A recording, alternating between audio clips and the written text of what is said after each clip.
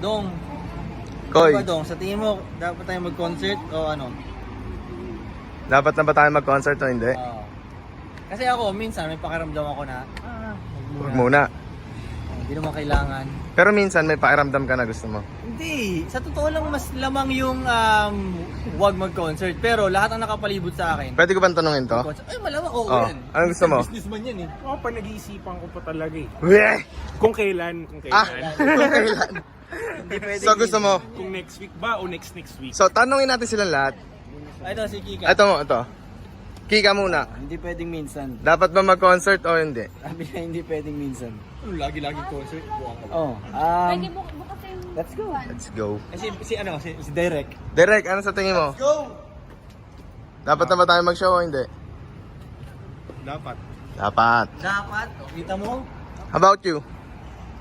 Ano? Ano? Dapat na ba mag-concert o hindi? Hindi pa. Sarili mong ipon nyo, wag kang matakot dito kayo. Baka nakokontrol ng emotions yung sagot eh. Pag walang 3, Hindi pa. 2, hindi pa?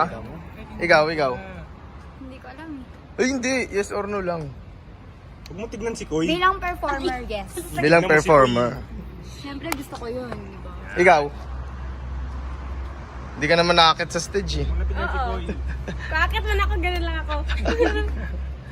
Ako, oo na ako. Oo rin sa'yo, no? Kasi trip yun eh, para sa'yo. Siyempre, alam mo na. Trip lang naman habol na ito eh. Pero pinag-uusapan namin yun, inaalam namin yun. Hindi, ganito na lang, hayaan mo silang... Pero pag sinabi kong silang mag-comment, Malamang. Naman. sabihin nila, Magulo oo, naman lahat yan. yun eh. Oo. Sobrang exclusive. Kung gusto nyo ba at bakit para mas maganda.